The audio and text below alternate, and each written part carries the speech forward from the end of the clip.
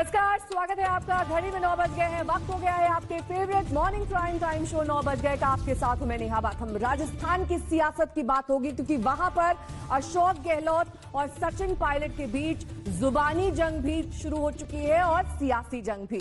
एक और अहम दिन है आज। हम आपको इस बारे में बताएंगे और साथ ही देश और दुनिया की वो तमाम खबरें दिखाएंगे जिसका सीधा सरोकार आपसे है। लेकिन सबसे पहले बुलेटिन की कुछ झलकियां आपको दिखा देते हैं। देखिए, उत्तराखंड में पहाड़ टूटने की खौफनाक तस्वीरें। यूपी में कानून को चुनौती देते गुंडे सीसीटीवी कैमरे में हुए कैद। साथ ही पनवल में सलमान खान की खेती की तस्वीरें। ट्रैक्टर पर सवार हुए सलमान खान, ये आपको दिखाएंगे। और ठीक आधे घंटे बाद यानी कि सुबह 9:30 बजे 100 शहर 100 खबर।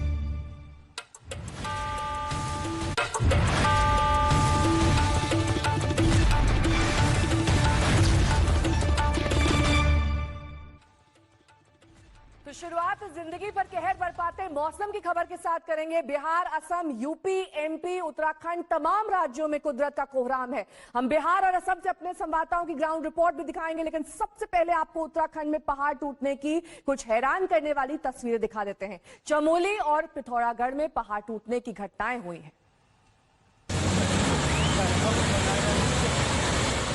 इसे कहते हैं आसमान से आफत बरसना। उत्तराखंड के चमोली में भारी बारिश के बाद पहाड़ के बरसने की बारिश थी। देखिए किस तरह पहाड़ का हिस्सा टूटकर जमीन पर गिर रहा है।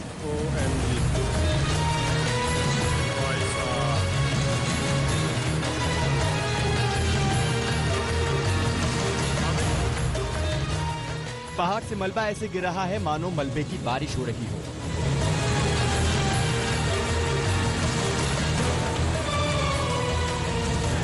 चमोली के पीपलकोटी के पास नेशनल हाईवे नंबर 7 की तस्वीर थोड़ी दूर से देखिए, मंजर और भी हाहाकारी नजर आएगा।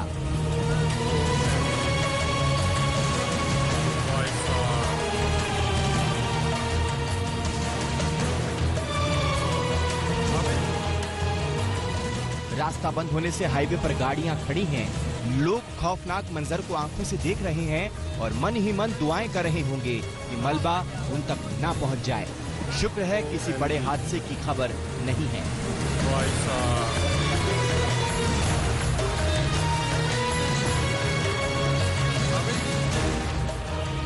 चमोली के पीपलकोटी में पहाड़ से अचानक मलबों की ऐसी बारिश हुई कि हाईवे पर खड़ी 2 बाइक और एक सुमो मलबे की चपेट में आ गए।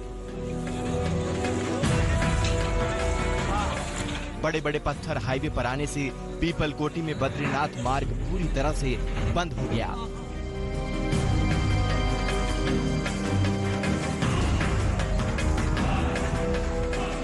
चमोली के नंदप्रयाग की इस दूसरी तस्वीर को देखिए। बद्रीनाथ राष्ट्रीय राजमार्ग 58 पर पहाड़ी से अचानक इस कदर भूस्खलन हुआ कि हर तरफ धुआं धुआं, पूरी पहाड़ी भरभराकर टूटकर राष्ट्रीय राजमार्ग 58 पर आ गई, जिसके बाद मार्ग पूरी तरह से बाधित हो गया। रेस्क्यू ऑपरेशन की तस्वीर उत्तराखंड के पिथौरागढ़ जिले के टागा और गैला गांव की है। यहाँ बादल फटने से ऐसी तबाही मची कि जिंदगी इस डोर के सहारे लटक गई। बादल की आफत से जो लोग बच गए उन्हें इस तरह रेस्क्यू किया गया। बादल फटने की 2 घटनाओं में 14 लोगों की मौत की खबर आ चुकी है। तबाही का ये मंजर मुनस्यारी के टागा गांव का है, जहां हर तरफ मलबा ही मलबा बिखरा पड़ा है। एसडीआरएफ के जवान इस मलबे में दबे लोगों की तलाश में जुटे हुए हैं, लेकिन एक दिन बीतने के बाद भी किसी का कोई नामो निशान नहीं मिला।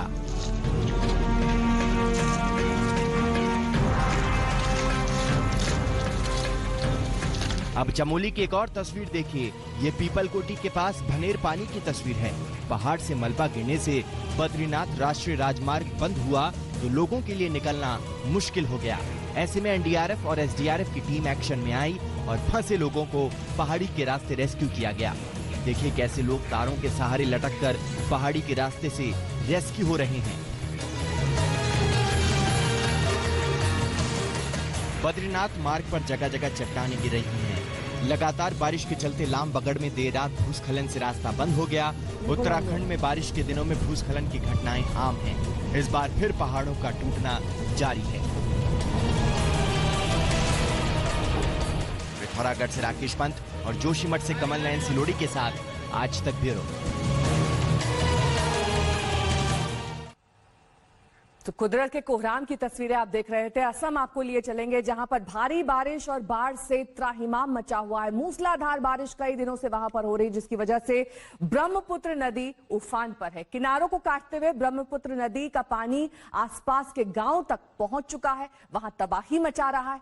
बरपेटा जिले की अगर बात कर ले, कई गांव यहां पर जलमग्न हो चुके हैं। ऐसे में एक गांव की रिपोर्ट दिखा देते हैं। आज तक संवाददाता आशुतोष मिश्रा वहां पहुंचे। ये बरपेटा जिले का चौधरी बाजार इलाका है और यहाँ पर भी पानी का स्तर किस हद तक आगे बढ़ा ये देखिए। पीछे के पूरे जो गांव हैं वो तो जलमग्न है ही, लेकिन बरसात ऐसी है कि कुछ भी देखना, सब कुछ धुंधला जा हो चुका है। अब इसके आगे हम गांव के जो लोग हैं, जैसे उन्हें पता चला है कि हम यहाँ पर पहुंचे, वो अपनी नाव लेकर आए हैं और हम इनकी नाव से उस गांव तक जाने की कोशिश करेंगे और ये समझेंगे कि आखिर असम में इस बाढ़ का शिकार हुए हजारों लाखों लोगों का दर्द कैसा है, क्योंकि हर साल उन्हें यह आपदा झेलनी पड़ती है। मदद के नाम पर सरकार जो भी करती है, क्या वो काफी है? ये जो आप देख रहे हैं सैलाब, अब इस सैलाब के ऊपर हम कोशिश कर रहे हैं चौधरी बाजार शहर से हटकर आसपास के गांव में जाने के लिए। अमूमन जो रास्ते खुले हुए होते थे, अब उन रास्तों पर इतना पानी है कि नाव ही यहाँ पर चल सकती है और यहाँ पर इतना गहरा है कि उतरना भी मुश्किल है। लेकिन ये जो आप गाँव देख रहे हैं, सब के सब डूबे हुए हैं। लोगों ने सड़कों पर ठिकाना बना लिया है और यहाँ पर जो तस्वीर है वो भयावह दिखती है। चौधरी बाजार में न जाने ऐसे कितने गांव हैं जहाँ पानी इससे भी ज्यादा है। हम उस इलाके में आए हैं जो एक हाईलैंड इलाका है, बावजूद इसके यहाँ तक पानी है। दूसरे इलाकों में खतरा ज्यादा है, रिस्क ज्यादा, इसलिए वहां नहीं जा सकते। कुछ लोग अभी भी ऐसे इलाकों में तटबंधों पर रह रहे हैं। ज्यादातर लोग अपने घरों को छोड़ चुके हैं, इसीलिए घरों में फिलहाल आपको ताला नजर आ रहा है। कुछ बचा हुआ सामान लेकर के जिंदगी जीने के लिए सड़कों पर चले गए, स्कूलों में ठिकाना ले लिया। लेकिन कई सारे ऐसे लोग हैं जिनके पास अभी भी मदद नहीं पहुंची है, उन्हें मदद की दरकार है। कुल मिलाकर जो घर है वो कच्चे हैं, रहने के लिए बहुत कुछ है नहीं। बाढ़ में जिंदगी कैसी होती है दिखाने के लिए मैं आपको जब बारपेटा लाया हूं, तो अब जैनल के घर में चलते हैं। ये बच्चे यहाँ पर हैं जो उत्सुकता में नाव पे बैठकर सड़क किनारे से यहाँ आ गए हैं। लेकिन घर कैसा दिखता है, ये जो घर है टीन की दीवारें हैं घर के नाम पर। अंदर फिलहाल लाइट है, इस वजह से हम आपको दिखा पा रही है। देखिए घर में सब कुछ जलमग्न है। जो बर्तन है उन्हें ऊपर रख लिया गया है, कपड़ों को उठा लिया गया है। गैस सिलेंडर देखिए, गैस सिलेंडर जो है, चूल्हा तो है लेकिन इसको भी कुर्सी के ऊपर रखा गया और टेबल के ऊपर ये किचन बन गया है। ये बेड है जो कि ईंटों के सहारे रखा गया है और बाकी जो सामान है घर की जरूरत का वो सब कुछ यहाँ पर है। दवाइयाँ हैं। कैसे रहते हैं यहाँ पर? इतने सारे बच्चे हैं, बारिश हो रही है लगातार, बहुत मुश्किल है इधर, क्या करेगा। पहले पानी कितना था? पहले इतना पानी है घर में, थका में नहीं है जगह। उधर रास्ता में बैठ के क्या करेगा। सड़क किनारे गए हैं आप लोग? सड़क पे बैठ के नहीं, कितना ऊंचा तक पानी आता है घर में? वहाँ तक आ जाता है पानी, फिर तो आपके बिस्तर और सब भीग जाते होंगे। भीग जाते हैं। और बच्चे कहाँ, यहीं पर सोते हैं या सड़क किनारे? सड़क किनारे सारे सड़क किनारे सोता है। बड़े बड़े महानगरों में घुटनों तक जब पानी भर जाए तो हाहाकार मचता है। भारत में पूर्वोत्तर राज्य असम उन इलाकों में से एक है जहां बाढ़ हर साल आती है। बरपेटा में ये फिर भी थोड़ा सा ऊंचा इलाका है। तुलना कीजिए उन लोलाइन इलाकों में जहां ब्रह्मपुत्र के पानी ने सारी सीमाएं तोड़ दी हैं। हजारों लाखों लोगों को विस्थापित होना पड़ा है, उन्हें मदद की दरकार है। सरकार कह रही है कि हर मदद पहुंचाई जा रही है, लेकिन क्या ये मदद काफी है? ये सवाल उठ रहे हैं, क्योंकि असम में लाखों लोगों को फिलहाल बड़े स्तर पर मदद की जरूरत है। ग्राउंड जीरो बरपेटा जिले में असम से संजय कुमार के साथ मैं आशुतोष मिश्रा, आज तक। तो ये आपने असम का हाल देखा। अब आपको बिहार लिए चलते हैं, जहां पर कोसी नदी लगातार कहर बरपा रही। कोसी का पानी सहरसा जिले के कई गांवों में आफत बनकर टूटा है। देखिए आज तक संवाददाता रोहित सिंह की ये ग्राउंड रिपोर्ट। कोसी नदी, जिसे बिहार का शोक भी कहा जाता है, एक बार फिर से पूरे उफान पर है और अपना रौद्र रूप दिखा रही है। इस वक्त हम सहरसा के नौहट्टा अंचल में मौजूद है, जहां आप देख सकते हैं मेरे पीछे ये नदी जो है किस तरीके से, यहाँ पे आप देखिए नदी में उफान आया हुआ है और कोसी अपना रौद्र रूप एक बार फिर दिखा रही है। क्योंकि साल दर साल ये देखा गया है कि कोसी नदी में जब भी बाढ़ आती है तो दर्जनों जिले जो है वो प्रभावित होते हैं, करोड़ों की आबादी जो है वो प्रभावित होती है। मनीष हमारे साथ मौजूद है जो कि स्थानीय है यहाँ पर। मनीष, क्या लगता है कोसी का भी रूप देख के आपको क्या लगता है? सर, कोसी का तो काफ़ी डरावना रूप है और हर साल जो यहाँ की आबादी है, जो लाखों एकड़ की ज़मीन है, हर साल वो जो कोसी की ये रौद्र रूप है उसमें समा जाता है। तकरीबन लाखों की आबादी अभी तक पलायन कर चुका है।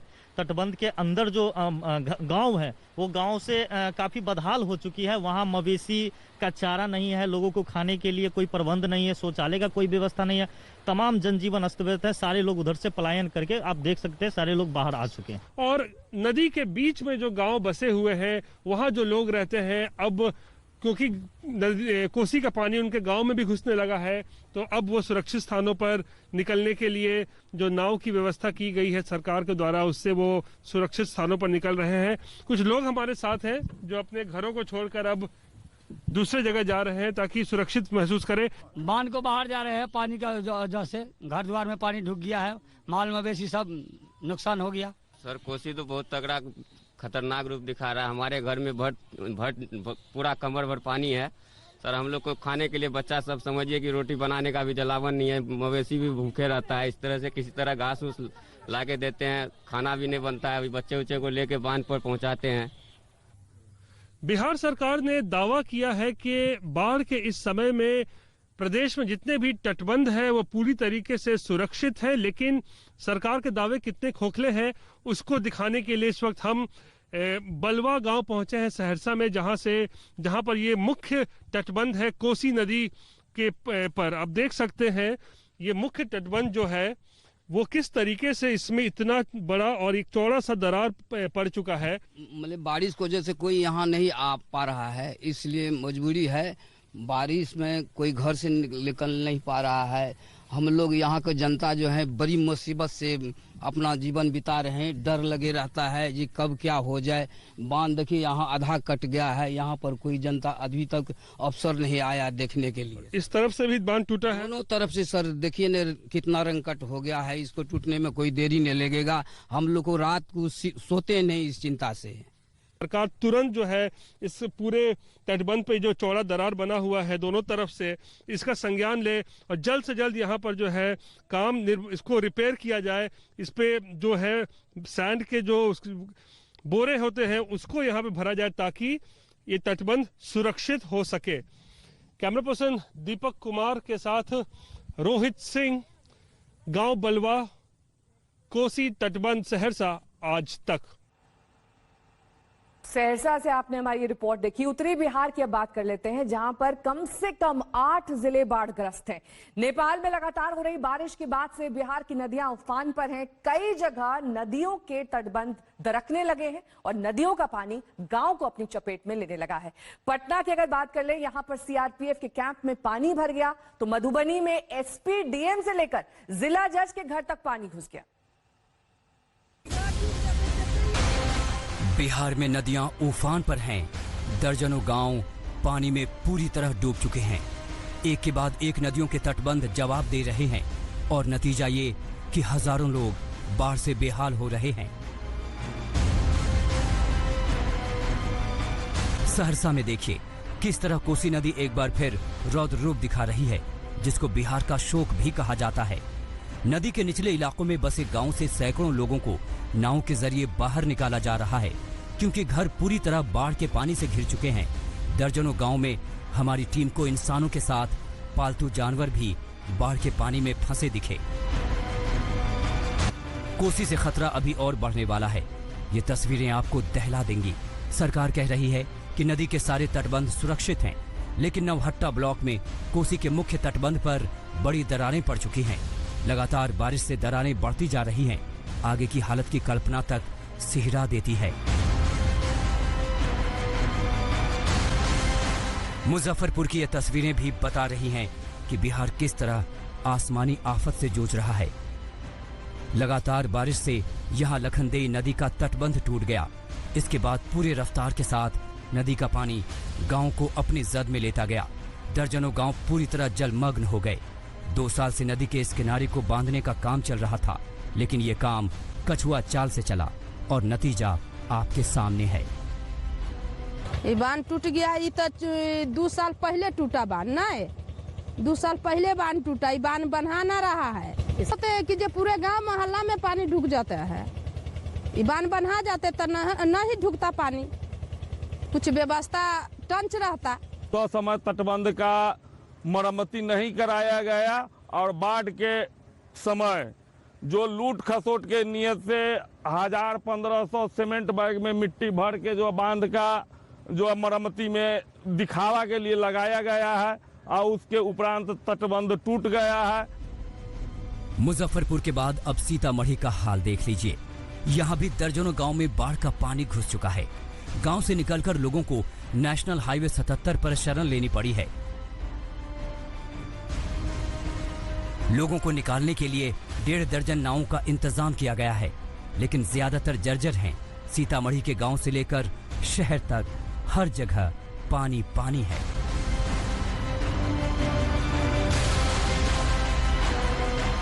गोपालगंज भी बाढ़ से सबसे ज्यादा प्रभावित चंद जिलों में है। गंडक नदी यहां रौद्र रूप दिखा रही है। गंडक नदी के किनारे के सभी 6 ब्लॉक में अलर्ट जारी किया गया है। वाल्मीकि नगर बराज से लगातार पानी छोड़ा जा रहा है। प्रशासन लोगों से अपील कर रहा है कि निचले इलाकों से हट जाएं।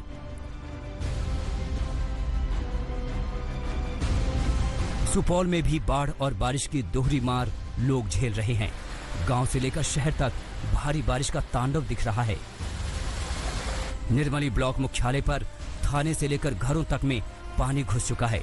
निर्मली शहर में जगह जगह 2 से 3 फीट पानी भर गया है। दूसरे शहरों के साथ सूबे की राजधानी पटना में भी इंतजामों की पोल खुली और खूब खुली। 2 घंटे की बारिश से पटना के कई इलाकों में पानी भर गया। देखिए सीआरपीएफ कैंप में कितना पानी भर गया। कदम कुआं थाने का भी यही हाल था। मधुबनी में भी बाढ़ ने हर आमो खास को बेहाल कर डाला। क्या डीएम, क्या एसपी और क्या जिला जज, सबके घरों में पानी घुस गया। बिहार हर साल इसी तरह बाढ़ की मार झेलता है, लेकिन कुदरत की इस मार से बचने के अस्थायी इंतजाम पर अब तक काम नहीं किया गया। सहरसा से रोहित कुमार सिंह, मधुबनी से अभिषेक, मुजफ्फरपुर से मणिभूषण, सुपौल से रामचंद्र मेहता और गोपालगंज से सुनील कुमार के साथ पटना से सुजीत कुमार, आज तक। नमस्कार, मैं हूं अंजना ओम कश्यप। हमें उम्मीद है ये वीडियो आपको पसंद आया होगा। लेटेस्ट खबरों के लिए यूं ही देखते रहिए आज तक और इस वीडियो के पसंद आने पर लाइक, शेयर एंड सब्सक्राइब करना ना भूलें।